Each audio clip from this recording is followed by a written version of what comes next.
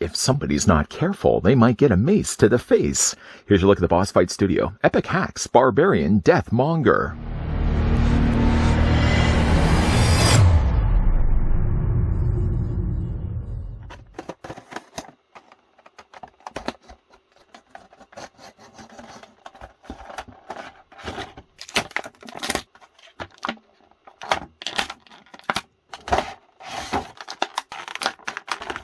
Perhaps the most brutal and destructive of the Epic Hack skeletons, the Barbarians often appear alongside one of the Grim Spectre skeletons, so it's believed they're either not crafty enough or not powerful enough to transport themselves from the beyond. Toting brutal weaponry and savage tactics, they've been seen throughout history, described as giants or titans, known to pulverize hapless human enemies with a single blow of their double-bladed axe. Just before we check out the weapons that he wields, I'd like to first thank the folks over at Boss Fight Studio that did provide the sample of the Barbarian Deathmonger that we could have a look at this review.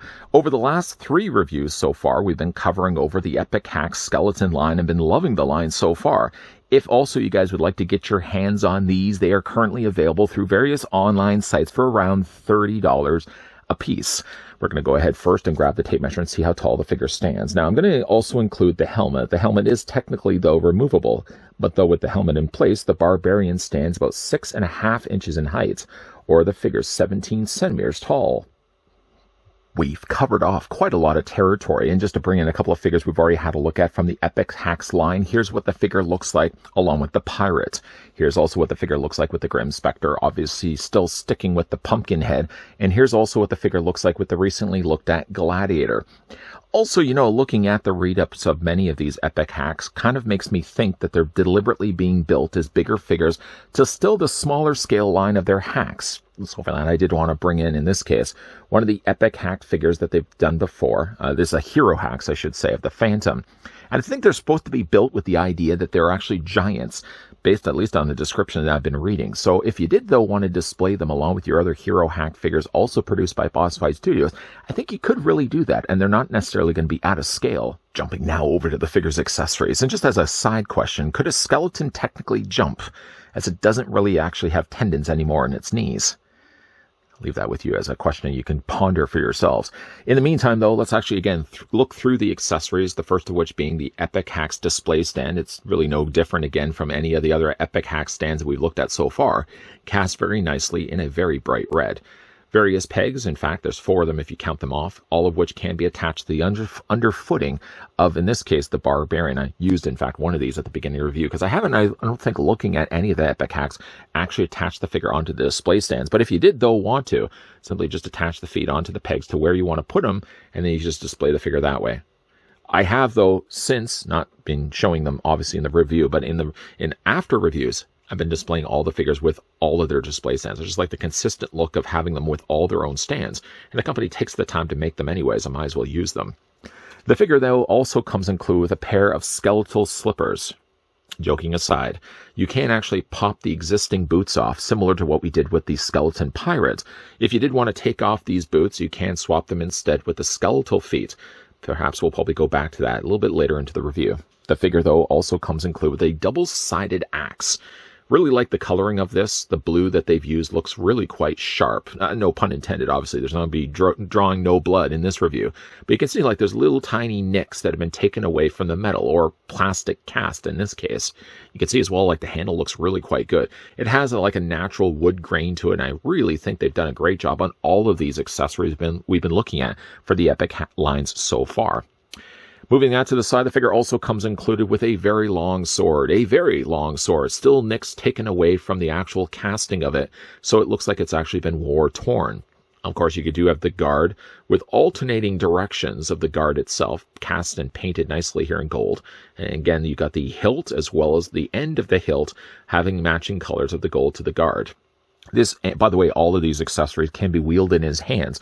But just for 1 second, though, I'm going to just take a break away from looking at the mace. If you did, though, want to store the sword, you can actually sheath it on the back of the figure's body. And it fits actually fine. It's not to the point where I feel like I have to really fight to pull it back out. It sits perfectly fine on the back of the figure's body. I don't know if I would necessarily try to do that with the axe, for example, just because the axe does have a broader end to it. If they had made, for example, a sectional part where you could have taken, say, this part off, then I'm sure you'd be able to slide the axe down. As it is the case right now, it's not wide enough really to accommodate this. I suppose you probably could heat this just a little bit or even open it up a little bit wider to accommodate the bottom of the axe, but then I don't think it's going to be fitting the sword as well, even though the guard is the thing that's going to be keeping everything in place anyways. The figure lastly does come included with what I feel to be my favorite of the accessories, a big giant clubbing mace. The mace, unlike the sword, has sort of been giving more of a slightly tarnished silver look to it. All of the individual spikes you would imagine would inflict some serious trauma if that was to hit you directly. The handle as well has been casted in a brown plastic. I'm thinking it's probably been brown, and then they probably would have painted the head of the mace a different color. But you can see, like, looking at the actual grain, it does look like real wood. We got some nice gold there on the top, wrapped down below bandages, sort of more in a caramel brown. And there's some nice silver also on the end of it. Again, as already mentioned, you can take those accessories. Just let's go ahead and bend the arm first. Take those accessories and they fit quite easily into the skeleton's hand. Periodically, though, doing this, as we've already seen in the other reviews, the hands are prone to popping off the pegs just because the pegs are quite small. But for me, at least, when it comes to displaying the figure, I think I'm going to go mace-wise when it comes to... I think the mace looks so cool on the figure. And of course, then I could probably just take the sword and just slide it on the back of the figure's body. So he doesn't have, unlike the Gladiator, for example, the means to kind of store all the accessories. But he does a pretty good job, at least, of carrying the ones that he does. Getting, though, a closer look, though, at the Barbarian, the one thing I had already mentioned is the fact that you can remove the helmet if you wanted to. And underneath that is basically just your standard skeleton face. This skeleton face made its appearance in the Grim Spectre. It also made its appearance in Gladiator. And it came as an appearance as two different heads that could be displayed with the pirate. I still chose to have the patch myself and the bandana, but all the skeleton heads are the exact same. This one actually is a little bit colored differently. Like, as an example, for example, let's just bring in the Gladiator. You can see, like, a little bit more paler of a complexion is the skeleton for the Gladiator, and it's a little bit more yellowish here we get for the Barbarian. So the colors are all varying. If, though, you prefer the more realistic colors when it comes to skeletons, the Barbarian really and the Gladiator are the better choices to go with, being that the Grim Spectre and the Pirates are kind of more of a very bright, unrealistic blue and green. As for his outfit, he's wearing a bandolier, a sort of an X-shaped bandolier with sort of a silver stone or silver plate on the front that matches a plate that he actually has down below here as well. Just turn this around to the back. You can see all the way it's been strapped in place. I would imagine he probably would have died with this, maybe unless he's taken the time to actually dress himself up in the afterlife. But it does sit, though, a little loose. Maybe, though, not as loose as the Gladiator. But I do think that the attention to detail is definitely there. If you prefer fur loincloths, for example, the Barbarian does have that. It does occupy a lot of real estate space, though, and it sort of looks like one lone eye. Spinning this around to the back, I'm guessing that this probably was maybe cast in a darker plastic, and then they would have gone back and painted this a lighter brown and banding it very nicely and sort of a dented in, hammered in gold. That looks really good also as well. Now, as we already looked at the case with the pirate before, you can remove these boots if you wanted to. It's just a case, though, of just removing the feet, not those hands. And we're going to go ahead and slide the rest of the boot off. This is actually, honestly, the hardest part, is just trying to get the top of the boot off. You sort of have to twist it back and forth until eventually it gives way and it pops off the end of it. There doesn't seem to be any other easier way to do this. So again, like, you're probably going to be spending a little bit of time just to kind of wiggle this off the bottoms of the pegs. And while doing this, of course, you're going to be hitting the side bones of the legs. But just again, like, perseverance, there you go. Pop that right off. And then just like a gold slipper, like a glass slipper, we're just going to go ahead and slide these on. Now, when you are sliding them on, you're not going to be actually sliding them straight down. What you're going to actually be doing is sliding them on like a slipper. So you're going to be putting what's left of your foot as the peg. You're going to just sit that in, and then, of course, you got yourself now the skeleton foot. I prefer still the idea of actually having the figure displayed with a boot rather than a skeleton foot, but I do like the options available. And certainly as well, if you consider the idea of picking up more than one of these, I'm considering picking up more than one of these.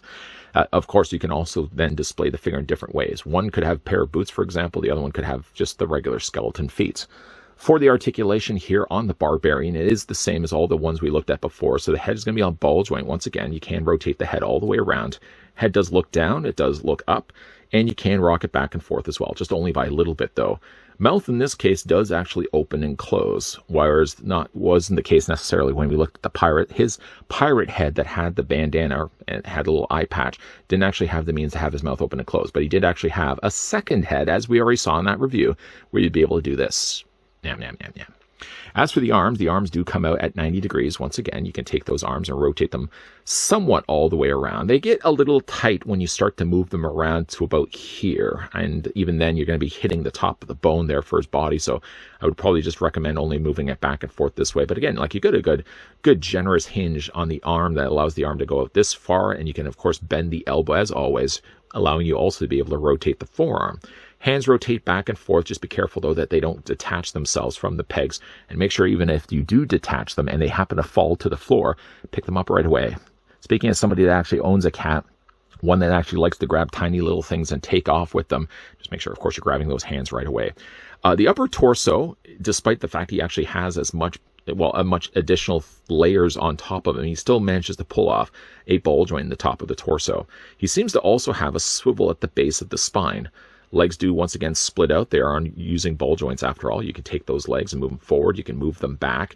Single hinge, actually a double hinge, I should say, on the knees. There's a hinge right there and a hinge right there, with the kneecap sort of being the thing that divides the two. And then again, you've got the ankle articulation that moves back and forth this way. Just though while doing this, especially with these ones, I find the boots aren't as bad, but when it comes to skeleton feet, I find they're a little bit more prone to popping off when you want to wiggle them back and forth. So I don't know, maybe don't wiggle them back and forth. But yeah, they do wiggle back and forth though if you wanted to. The thing I really like about this one over all the others is it's just a nice, fun, realistic looking, as realistic as it could be for a thing that's moving around as the undead. But I really like the look of this one. And the thing that caught my eye immediately, and the first thing actually, in fact, I thought of when I thought of the Barbarian, was sort of the Evil Dead, more specifically the Army of Darkness. I really think that this would be one that if you wanted to have a nice little diorama set up, you could pick up several of these. Some of them, of course, you could have displayed as you see right now. Others, you would be able to just to simply take the armor pieces off, or in this case, you'd be able to take the bandolier off, and you can have them displayed in different ways.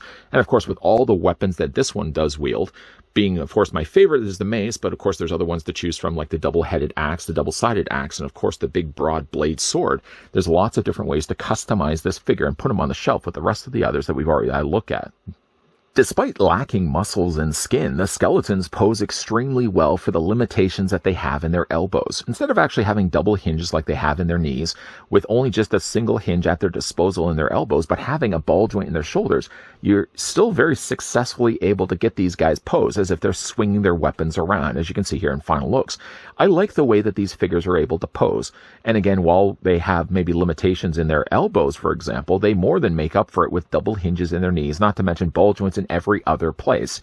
The figures are also very customizable, as we've seen over the last 4 reviews of these figures. And because, of course, you can customize them, means that if you wanted to pick up more than just the one of them, which I'm really tempted to do, you can actually have the figures displayed in more than just the way that we're looking at right now.